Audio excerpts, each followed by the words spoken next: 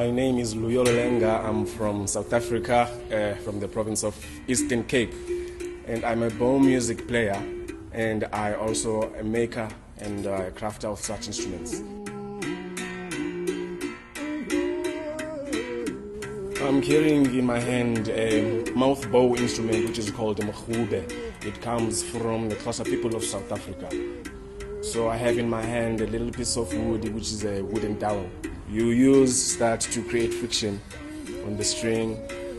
You create the vibrations that which travel through the stick, and then your mouth becomes the resonator to amplify these tones. I will play this instrument again, but in a different way.